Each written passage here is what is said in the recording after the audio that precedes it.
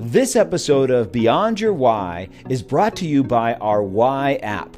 Head over to whyinstitute.com to take the Why app so you can discover your why today. Knowing your why is the essential first step in having the clarity to move forward faster and have a bigger impact. Welcome to Beyond Your Why podcast, where we go beyond just talking about your why and actually helping you discover and then live your why. And so if you're a regular listener, you know that every week we talk about one of the 9 whys, and then I bring on somebody with that why so we can see how their why is played out in their life. So if you've not yet discovered your why, go to whyinstitute.com, discover your why using the why discovery, and then come back, and this will have much more meaning for you when you know your why. So today we're going to be talking about the why of trust, to create relationships based upon trust. Now, if you have this why, trust means everything to you. You believe that trust is the driving characteristic behind all you stand for and will work hard to create it. When the relationship is based upon trust, the sky is the limit. When you will go to great lengths to demonstrate that you are trustworthy and do such thing as becoming an expert in a given field or with respect to a particular subject so that you can demonstrate your expertise and thereby establish you as a trusted source. You will look to do things properly and correctly because that is what a trusted person would do. You want others to know that you can be counted on, and you will go the extra mile to demonstrate that with your actions, your words, and your deeds. Many people with this why enjoy numbers because numbers don't lie, and endeavors such as gardening or sculpting that are predictable. While people with other whys may get annoyed by a violation of their trust, to you, this is like a knife in the gut. Like those individuals with the why of contribute, you have a very noble why and work hard to be known as an individual who can be counted on. You build loyal and lasting friendships and relationships. So today, I've got a very fascinating guest for you. His name is Coach Jim Johnson. Now, Coach Johnson has developed winning high school basketball teams for 30 years, taking over 3 losing varsity programs and turning them into winners in short periods of time. Coach Johnson was named Coach of the Year in 2006 by Rochester-area organizations and was also presented with a National Sportsmanship Award. In his many public speaking appearances, the Rochester, New York resident relates his role in a basketball game that got Hollywood calling. He also emphasizes the importance of teamwork and sportsmanship, delivering his talks with heartfelt style that has brought audiences to their feet. Coach Johnson, welcome to the podcast. Thanks for having me. It's great to be here. Well, let's start right out by what you said here, which is basketball game that got Hollywood calling. Let's talk about that because I've seen that. I know it was on ESPN. I saw it when it first aired on ESPN, and then I've watched it a couple times in the last few weeks. Let's tell our audience about what happened. Sure. So I've been coaching for quite a while, and I had a young man come into our program, and he was on the autism spectrum, and it was back in 2003. So at that point, I didn't know a lot about autism. But he tried out for our JV team. I was the varsity coach, and he didn't make the team, but my JV coach came to me and said, Coach, Jason, his name was Jason McElwain. Coach, he's not a very good player, and I know he's got some challenges, but man, he's got a big heart. He just loves basketball, and he loves our program. I'd like to keep him in our program. And I said, well, what do you got in mind? He says, I'm going to keep him as a team manager, but I'm going to let him practice with the team. And that's what he did. And at that point, Jason was very small in stature. He was probably 5'6", 95 pounds. I mean, he's a really little guy. But he had this big heart. So he was our team manager for our JV team, but he would also sit on the varsity bench. And I had a problem pronouncing his last name, so I deemed him J-Mac, which now everybody in the world knows him as that, because I couldn't pronounce his last name. And the name stuck because he liked it. So that was kind of a good thing.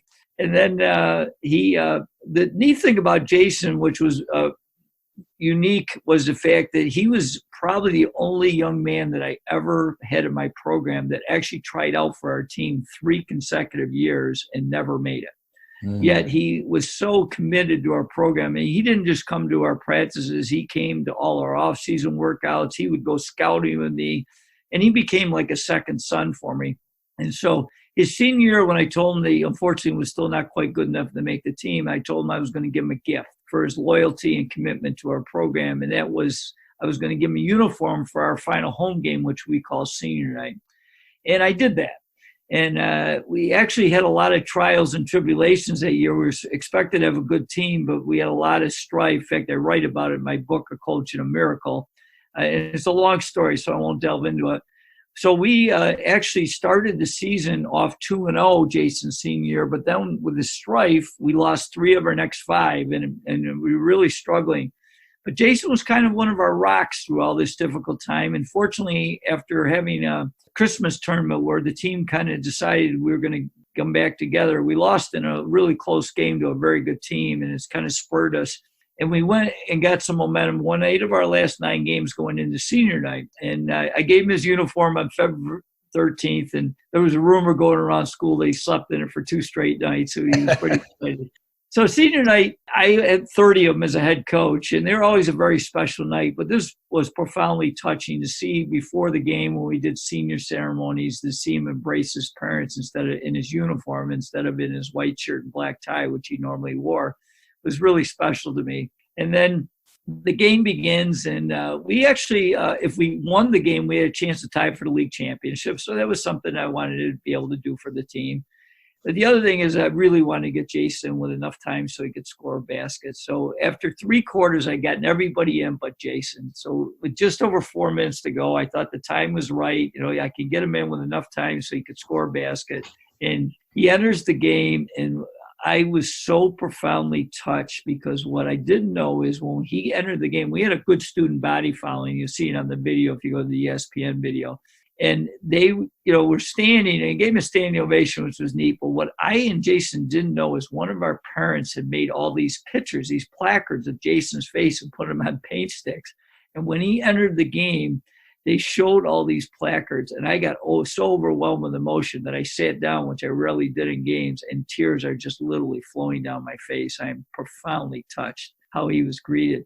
Well, the game begins, and the first time Jason gets a ball in a varsity game, he lets a 3-pointer go. The crowd stands in anticipation, and it misses by like 6 feet. And I kid people that I know you're not supposed to pray in the public schools, but I was praying. But it was a great lesson because one of the things I share with people is that how often in life when we fail, and sometimes fail poorly, like Jason did with an air ball, that we quit. And what was really neat about Jason is, perseverance is something I talk about, one of his greatest traits. He just rubbed it off because one of the things we always taught our players is next play. You learn from it and move on. And so the next possession, he gets a much shorter shot. And I'm going to add a little drama because it does actually hit the backboard, hit the rim, and falls off. And the people groan in the crowd. But I'm like, all right, God's starting to listen. We're getting closer. And then the third possession, he gets the ball this time from the right wing, and he lets a 3-pointer go, and it goes in. And the place just explodes. And I'm thinking, God must be a basketball fan. Not only has Jason scored, he's got a 3-pointer. It can't get any better than this, right? Well, for the next 3 minutes, and God rest his soul, because Jason's boyhood idol was Kobe Bryant. And literally for the next 3 minutes, he turned into Kobe Bryant. He starts making shot after shot, and the place is going crazier and crazier. And the 2 things I'll never forget in the last minute of the game is with about a minute to go, I'm still sitting on the bench, tears still flowing down my face, and I get a tap on my shoulder. I look behind me. I'm shocked because normally I don't get touched during a game. And it's Jason's mother, and she is bawling her eyes out, and she gives me a big hug and says, Coach, this is the best gift you ever could have given my son. Of course, I cried harder. I was so touched. Then how the game ends is with about 10 seconds to go, our opponent, Spencerport, and I want to give kudos to the players and their coach. They were great sports that night. They score, and our player takes it out, but instead of throwing it to our point guard, he throws it right into J-Max. So literally the clock's ticking down from 10, and he's dribbling down the court. And I'm thinking to myself, all right, they're going to let him go, and he'll go in and make a short layup.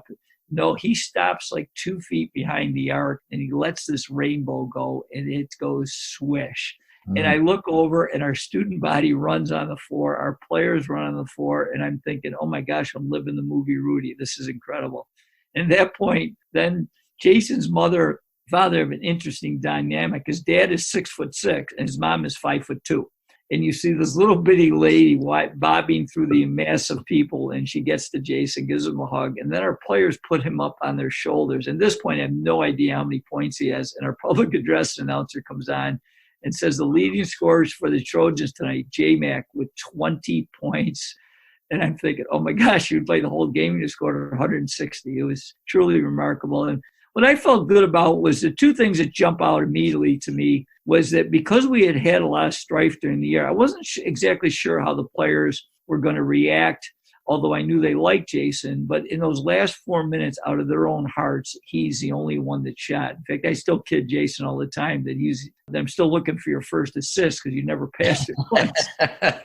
And then the other thing that was really neat was that I felt they did it for all the right reasons. We had no media there. And the only thing that after the game back then, my responsibility is I had to call into our local newspaper to report the score. And I did tell him that, our team manager got it to score 20 points. And I thought he would get a headline. And he did. It just, in fact, it said Trojans tie for league title, our team nickname. And so I didn't think it was that big of a deal. And the next day, I went to school, although I got to admit I didn't do much teaching. I was a teacher back then. We watched that game film almost through every class. But what I didn't know is Jason's speech pathologist, that I did not know him very well. He had never come to a game, but he worked with Jason for 4 years. The next day at school, he was so touched by the game that he actually called one of our local TV stations and said, "You've got to come in and borrow the video from the coach. It's the best thing we've ever seen in sports." And they did. And from there, they showed it that night and got a nice response. We had 3 local TV stations come in the next day. And then one of our sports directors called me and said, "Coach, do you mind if I send this out nationally?" I said, "No, if it can make an impact on the country, that would be neat." And so it was a quiet weekend. We were actually going into our February break where our students are off from school, but our regular season had ended, but now we're starting our postseason. So Monday morning, I didn't hear anything over the weekend. So I thought, that's where it ends. Monday morning, I get up and I'm just about to leave for practice because we didn't have school. And I get a call and I pick up the phone and it's at CBS Evening News. And they normally don't call the house. And they said, "Coach, we've heard about the game. We want to come and do a story." And when they showed the story on Thursday night, it just exploded. In fact, I kid people that on that Friday after they showed it, it was a pretty typical practice at Athena. Before practice, we were interviewed by Good Morning America, CNN, and ESPN. And then from there, it exploded like wildfire. And kind of the neat cherry on top was at that point in my career, I had been fairly successful. We had a lot of winning seasons, but we had never won our sectional tournament, which is a pretty big deal. And 3 weeks later, after Jason's game, we were crowned Section 5 champs for the first time. So that was really special. And then from there, the neat thing is I spent a lot of time on leadership, and Jason actually came back I coached for a decade after that. In 9 years of that, he actually came back and helped us as a volunteer assistant. And we actually won a number of championships together. So as I kid people, for a small fee, we'll rent them out to you. But I don't know how you tell that story without tearing up, because me just listening, if you could hear on my microphone, my nose is running because, man, it just it's so touching. And if you haven't seen this, if you're listening to this podcast and you've not seen that clip, go to ESPN and how do you find, you can search for what on ESPN to get that, or what on YouTube? If you could go on YouTube or ESPN, just the JMac, ESPN. It's on my website, CoachJimJohnson.com. And so I think it's got over 1 million hits on it now. It became pretty popular. So it's an amazing, I've watched it a few times here in my office with my team members here. And, every time it brings tears to my eyes. And I don't even, it's just so emotional to see the reaction of other people to him. Right. I mean, the way the student section was just so behind him, and the way the other players rallied behind him. I mean, what was that like for you? To me, it was the essence, because, as a coach of a team sport, I think your ideal thing is when you can get everybody believing in a team mission, which is easier said than done. And to me, that was the essence at night, with the fact that, the whole school rallied around him with the idea that the team kept passing him the ball to give him this special opportunity. So it just really was a neat thing to be part of, to see really what the essence of teamwork is all about. what was the score when you put him into the game? The score, actually, I don't remember exactly, what we had, but we were up by approximately 20 points. The crazy thing is because Jason scored so many points that we actually ended up winning the game by 36 points. So it looked like I ran up the score because he went crazy and made all these baskets. So, but, you know what I couldn't tell from the video was, what were the players on the other team doing? Were they giving him an open shot? Were they guarding him? You couldn't really tell, at least I couldn't from the video, because I just kept seeing these shots raining in, and I didn't get an opportunity to see what was happening in the game. Did they just let him shoot, or how did that go? You know what? They were guarding him, but they're also sports about, like, they didn't try to block his shot or anything. But the ironic thing is, because people have talked about the fact that he scored 6 3-pointers in just over 3 minutes, which you don't ever see. And so just the fact that he did that, but the kind of the unknown, because it's not in any of the videos that are out there, but actually the only time our opponent Spencerport let him go was he missed a 3. And there was a long rebound, and his teammate got the rebound and just she turned and handed him the ball, and Spencerport let him go. And he went in, and he had a wide open layup, and he missed it.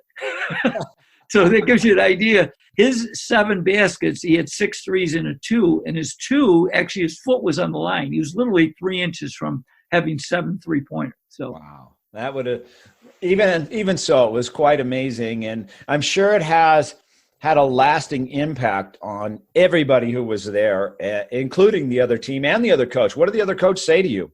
You know what? He was a lot younger than me, so he had just been the head coach, I think maybe just a couple of years. But he's a really good guy. He left the coaching profession before I did, but he's still a teacher, and he's a great guy. And we still have a really good relationship. We actually got a chance to go to a national awards banquet for Sportsmanship of the Year that year, and he's a really nice guy. And Jason actually has done some things with him because he still does some basketball training, and Jason's gone out and done some work with him. So, yeah, he's a really good guy for sure. So how did this day or this night affect Jason? I think the best thing is it really gave him confidence that he could do a lot more than he thought he could. And the great thing about that is I'm certainly, I called my game or my book A Coach in a Miracle because I do believe I lived a miracle. But at the other side is what people don't realize is all the extra time Jason put in, so not that I would ever expect that anybody would score 20 points in, 3 minutes. But the fact is, he was one of the guys that always came early to practice to get extra shooting. He'd stay after practice. He was always shooting in his driveway. So it was neat to see that all his hard work paid off. Because, one of the traits I talk about is carpe diem, the ability to seize the day. And certainly Jason's preparation and his attitude towards things. As I mentioned earlier, when he missed that first shot, he literally missed by like 6 feet. And I think a lot of people would have been like, I'm not going to do that again. That's embarrassing. But, he just shrugged it off. Okay, that's part of the game. I missed the shot. And, and from there, as he said, he got hot as a pistol, and the rest was history. Some amazing lessons can be learned from that one evening, right? I'm sure now you speak around the country on that, and I'm sure you tell the story of that particular night. And what kinds of stories or what kinds of lessons do you talk about that have come from that one game? I do a few different presentations, but the one I started with was called Dreams Really Do Come True, and that's where I really just share the J-Mac story, and I talk about 6 keys to helping people make their dreams come true. So I talk about discovering your passion in life. Like Jason, even though he didn't make the team, he was so passionate about basketball, and he found a way to be successful in basketball, even though he wasn't a player. The next one is, discovering your purpose or mission in life. And that's something we can talk a little bit more on the why. The third thing I talk about is, how to set goals. We spend a lot of time teaching our players how to be effective goal setters.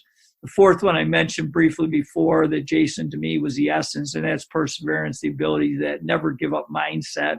The fifth one I talk about is carpe diem, which is seize the day. And I talk about to be successful. One of the things I always told our team is for us to be great as a team, we have to be outstanding in things we control. And I would always bring up their attitude. I used to give a quote every day to my team. And, my favorite attitude quote is, "Attitudes are contagious, as yours worth catching." And that's one of the reasons I think people on our team admired Jason so much, is because his attitude was always positive, for a guy that never made the team. And then the last part is, the how to be an effective team player. And, Jason, I think that's why it was such the essence of teamwork, and the fact that the other guys were willing to just pass him the ball out of their own hearts, because he had given so much to them. He was always one of the guys, after practice, he'd, take one of the other players and rebound for them, and that kind of thing. So he was always giving back. I know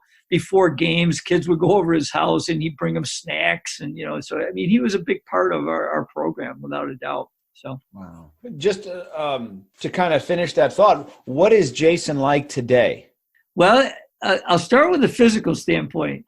Jason in that game was 5'9", 120 pounds. He's now 6'2" and 170 pounds. So he had a growth spurt after high school. He did not go to college. He was learning disabled, but he actually started. He's worked for over a decade at not a restaurant, but a grocery store called Wegmans, which is big in our area. It was started by a guy named Wegman in Rochester, and now it's, I think, in 7 or 8 states. And it's one of the best places in America to work. It's been in the top 10 for a number of years.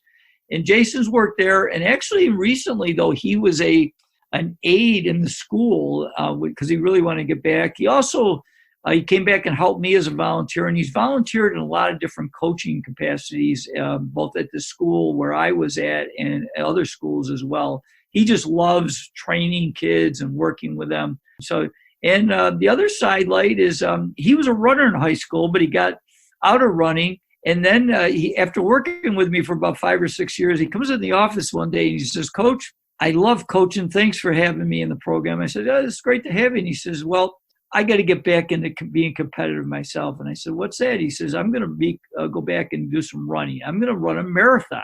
I said, "Really?" I said, "Well, what kind of marathon?" He goes, "I'm going to run the Rochester Marathon." And I said, "Well, you got a goal for that?" And he says, "Yeah, I want to qualify for the Boston Marathon." Now, he's in his 20s. And I said, now, I don't know how many of your listeners, and I'm a runner myself, although I've not run a marathon. I said, "Jason, what's your goal for the Rochester Marathon?" He says, "I want to qualify for the Boston Marathon."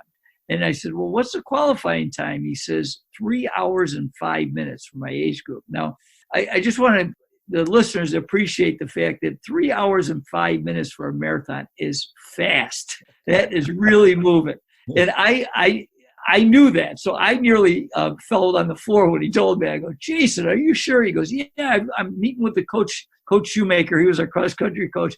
Well, this guy lays out an entire program for him. Would you believe, first marathon he runs, he breaks 3:05. He runs 3 hours and 2 minutes and 30 seconds. Wow. The crazy part is, after the next day I'm talking to him, he says, "Coach, I've decided I'm not going to go to Boston next year." I go, "What do you mean you qualify?" He goes, "No, I got to prove to myself I want to do it one more time." The ironic thing is, the next year when he could have gone was the year of the bombing. Oh. So it was crazy that worked out. Well, how about he comes back the next year, runs Rochester again. This time he does faster, does like 3 hours and 46 seconds, qualifies for Boston. So he tells me, "I'm going to do Boston." I said, "Well, what's your goal for Boston?" He says, "I'm going to break 3 hours. I said, "Jason, Boston's course is much more difficult than Rochester." He goes, "I know, I've upgraded my training." So wouldn't you believe it, Gary? First marathon he runs at Boston, he runs it in 2 hours, 58 minutes and 46 seconds. And and he's run Boston 3 or 4 times. He's run, I think, about a dozen marathons around the country. And he's just, you know what, he's just a great example of that. I would never tell anybody that, you can do everything in life, because that's not true, but you can do a lot more than you think you can. And he's a great example of that. Coach, it seems like he ought to be up on stage with you. And how is he at speaking? You know what? He's pretty good. He usually puts a little agenda. His brothers helped him over the years. We have done events together, and it's fun when we do that. So, and he likes it. It's not something that he promotes himself. I mean, that's my business now, so I do a lot more promotion on speaking than he does. But I love taking him when we work out something like that. So. Well, it sure sounds like he's had quite an influence on you and on a lot of other people around him. Not that you hadn't coached many years before that, but that's an amazing story to hear about. And so as a coach, I know when you took the why discovery, it came up with the why of trust. Right. And how did that feel to you, and how has that played out in your life? Well, it's very important. One of the things early in my career, I was named a head coach at a school close to me when I was 25 years old, which is pretty young in my profession. And I was pretty confident to the point where I was probably arrogant, thinking that I took over a program that was bad. And I thought with my great coaching ability, I was going to turn this program around. And I did such a great job that I led that team to 17 consecutive losses. And my first position, because I was a head coach at 4 different high schools, the first one, they let me go after 1 year. And it really was a humbling experience, but it probably was the best experience I ever had in my professional career, because it really made me understand that I had a lot to learn. And that's when I started to study leadership. And when I did that, I started to put together these components, and I got a mentor that following year. Ironically, his name was Bill Van Gundy. He was a junior college coach in our area. And interesting enough, at that point, I had no idea, but later on in life, both of his sons, Jeff and Stan, ended up being head coaches in the NBA. So Coach Van Gundy had a good background in coaching, and he helped me get back on my feet. But I really wanted to be a high school varsity coach, so I was fortunate to get back in the high school. But in going back to your question with trust, when I started to develop, the first thing with trust is I think you got to trust yourself. And that's why I think it's so important that you develop clarity of who you are. And one of the things I really push in my leadership talks is that develop your own personal mission statement, your why. I always tell people to start that, why were you put on this earth? And then, what do you value most and how do you put that? And I'm very clear. And that was very helpful for me, and something I shared with my team was who I was. And my mission statement is to be an outstanding role model that makes a positive difference in the world by helping others make their dreams come true. And when I gained clarity and started to share that with my teams, they knew what I stood for. And I think that's something that's so essential, because the second thing that I talk about with my team is how to build trust. And trust to me is the essence. If you're going to have a great team or a great organization or a great business, if you don't have trust, it's going to fail very quickly. And the 3 things, when we took over programs, I would meet my staff and I said, gentlemen, we have to build trust as quickly as we possibly can. But here's the caveat. I believe it takes time to build trust, like building a bank account, but you can smash it with one poor decision. And so one of the things so the 3 components we focused on, the first thing was that we were going to say what we do and do what we say. And then give you an illustration of that. Like one of my non-negotiables in being a coach and teaching my players was that they were expected to be on time. Time was very, very important to us. So if they came late, that would hurt the trust account. Now, it wouldn't destroy it if they came in 5 minutes late, but it would, there'd be a consequence for that. But the second thing that we really wanted to build trust on was telling each other the truth. And we would really come down hard on our players if they lied to us.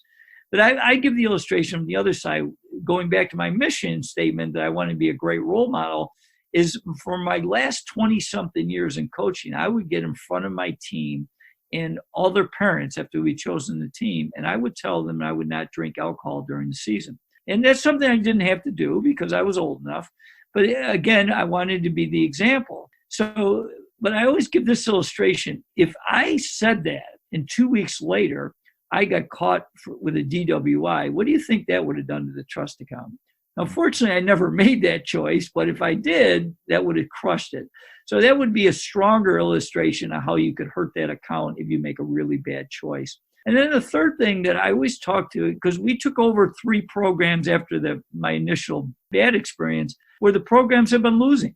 And I said that, one of the things we have to do is change the mindset from a negative to a positive. So what we try to do more often than not is catch our players doing right and praising them in many different ways. And, certainly as a leader, part of that is you have to critique, and we understood that. But we always had to go back to the more that we could catch people doing right and building a culture of positive reinforcement, the stronger that trust would become. So you said number one, you got to trust yourself. You got to have clarity Right. of who you are. Number two, you got to learn how to build trust. Right. And there's those 3 steps in building trust, which is being on time, telling the truth, and catching players doing things right. Yep. Was there a third thing in the steps there, or was that it? That was it. Being on time, actually, what my statement was is we had to say what we do and do what we say. So being on time was actually an illustration of that. So being consistent with our words and actions. So it sounds like trust has always been an important thing for you. Absolutely. No doubt. How do you define, I want to think back, because a lot of the people that are listening to this podcast are entrepreneurs. Mm-hmm. A lot of them are CEOs. And a lot of them are in leadership positions. And those steps are very helpful. What have you seen has been the most effective in creating winning teams? Well, a question that I get asked a lot by leaders is actually 2 questions. One is, how do you get to the top? And then I think the more difficult one is, how do you stay at the top? Because in my illustration, as I mentioned, it took me quite a while. It was, I think, my 19th or 20th year as a head coach before we won our first championship. But in my last 11 years, we made the finals 8 times and won 6. So what I found was that the huge things to build consistency is having a process that's consistent with people, all right, and developing a system where you're putting people first. I think building relationships, and that comes back to the trust, is so essential in doing that. And one of the other keys I talk about is effective communication. And one of the things that I didn't do very well when I was young as a leader, that I did much better as I progressed, is became a better listener. And I was always on my coaching staff that I didn't want yes people. I wanted them to tell me the truth, tell me what you feel. But I always would tell them, I'm not always going to agree with everything you say, but I'm going to listen to everything you say, and I'm going to contemplate it. And if I think it's better for us, and we would have some pretty strong debates. And the same thing with our players. We had team meetings a lot. We had captains meetings. We had individual meetings. And so I was really trying to get to know people more than basketball players. In fact, one of the best gifts I ever had is a couple of years ago, I was meeting with one of my former players with my assistant that now is the head coach when I retired. And he said to my assistant at lunch with me, he says, the best thing I enjoyed about Coach Johnson is I knew he cared more about me as a person than he did as a basketball player. And that really meant a lot to me, because that's something I took a lot of pride, that I cared more about my players as people than they were. And that goes back to that trust account. And then, to answer those 2 questions, I think, developing a process, I think it's so important as a leader that you lead by example and you keep growing. I think that the huge thing is it's very easy in life. We all go through it when we have success, that we get satisfied and we don't keep getting better. And then the second part about this, which, I've studied a lot the last 15 years on servant leadership, is how do you continue to grow your people so you develop them as leaders? When we really started to focus on not only my personal growth, but the team individual growth and team growth together, that's where we really developed this great consistency where we were good year in and year out, and we're competing for the highest level because we always had that mindset. After the season, we had a great season. Okay, guys, what do we need to do to get better? And, we'd meet with our players. We'd ask them. We'd always ask for analysis of how do you rate us as a coach? What can we do to get better? We meet as staff. What can we do to get better? Then, our staff, we did a lot of reading. We go to clinics together. We really tried to focus on that we were not going to be satisfied from where we were. So your 2 steps your step on how to get to the top is to have a process that creates consistency and then effective communication. And then how do you stay at the top is by keeping your team growing. Grow as a group. Right. Grow as a group. And I think it starts with the leader, because if the leader doesn't continue to grow, then it's hard to grow the group. So give me an example of a process that you had in place that created consistency. Okay. Well, for us, in my system is that we were very consistent with, first of all, that everything was run on time. When you came to our practice, everything was on the clock. Okay. everything was organized in a systematic way so that we would teach whole, part, whole. Okay. We would do a lot of individual work as well as teamwork. We broke our practices up into 8 segments of the game of basketball, and that was consistent day in and day out. We were consistent of our system of once a team was chosen, we would always have a team meeting on goals, rules, and consequences. That was always done in my house. And then we would set up individual meetings where we would talk about individual goals and how they were going to work best in creating our team goals, so that I was clear on what their individual goals and how they were best going to fit their role to help our team be successful. And then the process of going through the season was very consistent. We always started our season at 6 o'clock in the morning. We took a lot of pride in that. I know the first few years I did that, my guys weren't real happy about that. And then it became like a badge of courage. In fact, it was interesting. I'll share 3 things about our system. Is when I retired 4 years ago, I figured my assistant, I had groomed him, he'd been my assistant for 16 years, was going to take over. And he said to me, Jim, can you, in my end of the year individual meetings, he asked about 3 things. He said, should we keep morning free throws? Because we used to shoot free throws the days of games. And there was 2 reasons for that. 1, because I wanted to get some extra practice. And number 2, I knew that everybody was at school on time that day, because if they came late, they didn't start. So that was a little side bonus. The second thing he said is, should we keep mental imagery? And every single kid in our program said we should keep imagery. So that was really powerful, because when I first started that, my first couple of teams thought it was kind of hocus pocus, that this wasn't true.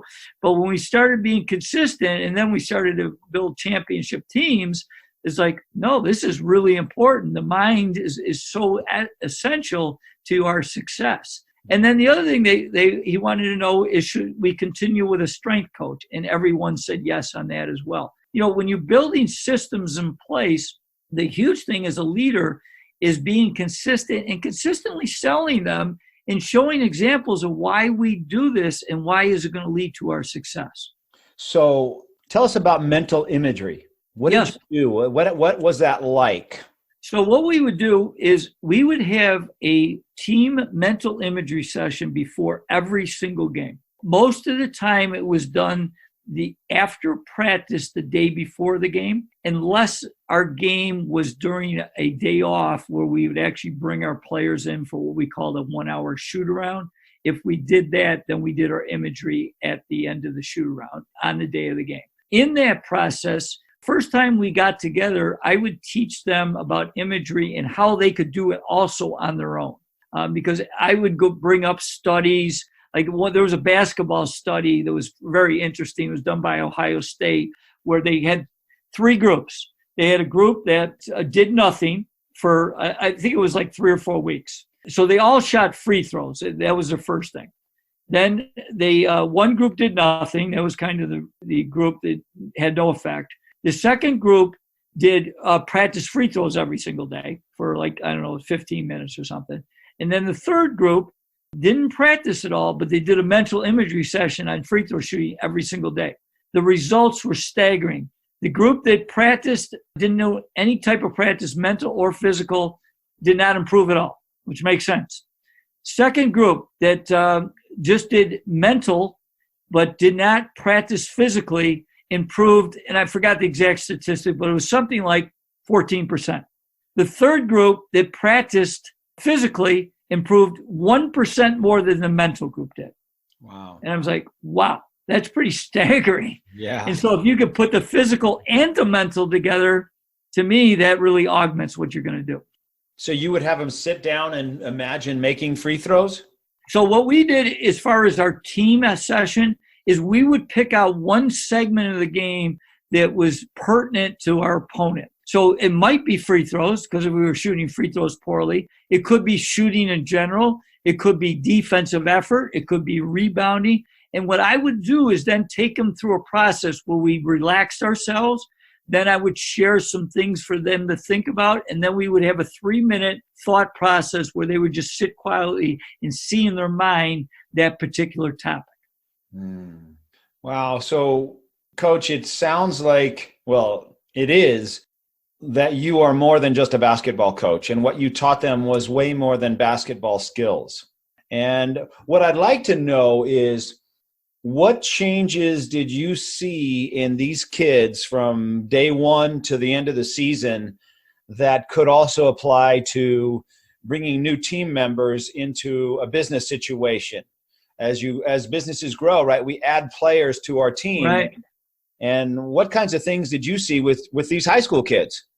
I think the huge thing is, whether it's high school basketball teams or business or association, anything, is what you're ideally trying to do is build a culture that people want to be a part of. I believe success attracts success. So a couple of things is that we demanded a lot about our players, but we did it with love. That we really wanted to make sure that we shared, that we cared deeply about them. We appreciated their efforts. I know every year we had a huge banquet at the end of the year where we showed, to everybody, because we'd invite parents and friends and all that. But the other process is, how do you as a leader consistently show that you appreciate your people? And I think the one thing is that, to me, servant leadership is not soft leadership. It's the ability to help people believe in themselves and to help grow them as leaders. I think that's the real essence.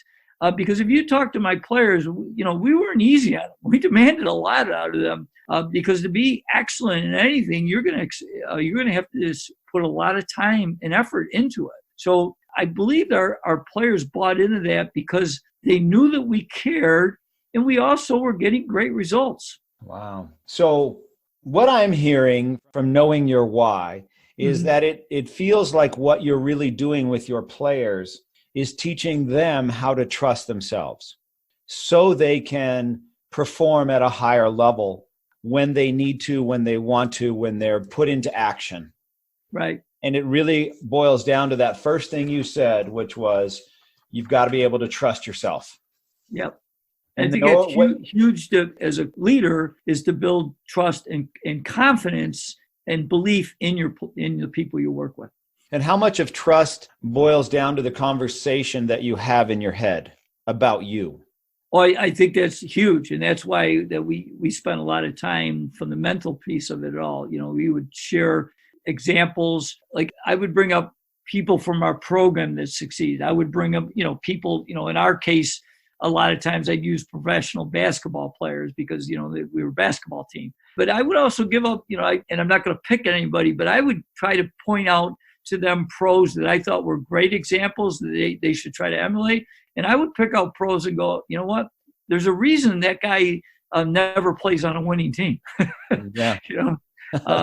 And so I think that's something that as a coach, as a leader, you're trying to illustrate and give them great examples for them to follow. And then I think, that I did a lot of research. As I said, I gave you that one study with Ohio State. I tried to base, the research of, we did a lot of work on goal setting because I thought it was so important, because I used to tell them, you can't hit a target you don't have. All right. So we were big on writing out our goals, and I taught them how to put them on index cards and read them in front of a mirror. J-Mac still does that. He did that when he did the marathon, and it's something I've practiced for many, many years with myself and my teams. So I think it's really important that you help them with clarity of the why. Why are we doing this exactly? Yeah, when you start with your why, the rest of what you do makes so much sense. And your why being trust, it just comes through loud and clear. You're teaching people you believe that trust is the essence of what you need to have. And so in order to build that, what are the steps I got to go through to be able to trust myself when I'm under pressure, when I'm standing at the free throw line with 2 seconds to go and we're down 2 and I got a 1-on-1? What are you going to do, right? You know what? I'll give you a great illustration, Gary, because you just gave me something that just perked my mind. My last year in coaching, I had a really good player that he's actually had a great career at University of Vermont. And we're down by 3 points with about 10 seconds to go. and he comes down and they tried to foul him. He was smart enough that he actually went into the act of shooting when they fouled him behind the 3-point line. So he gets fouled down 3 with 6 seconds to go in the game. He's got 3 shots. Doesn't he make all 3, and we win the game in overtime? And so I talked to him afterwards, Anthony, because he was a good free throw shooter, but he wasn't great. And I said, Anthony, what were you thinking on those free throws? He goes, Coach, it's all those imagery sessions. He goes, I just in my mind visualized every ball was going in. And I was like, wow, that's pretty powerful that, he had taken that and bought into that. So, wow, that is awesome. Well, I so appreciate you, Coach Johnson, taking the time today to be here on the podcast. And I know there's people that are listening to this. Well, I've got 3 pages of notes. If you could hear the paper rustling in the background, I've been taking notes here on everything you've said. I've got so much great stuff that you talked about, and I love it. So if somebody's listening to this and they want you to come and speak at their event, or they want you to be part of their next retreat or whatever, how do people get a hold of you? Yeah, so I'll give you a couple things. My website is coachjimjohnson.com. I have, they can, and actually when you release this, anybody that signs up for my newsletter will go into a drawing. I will do a free consulting call with anybody that signs up. I'll put them in a drawing, I should say, for a free consulting call, which is about $100 value, what I charge normally.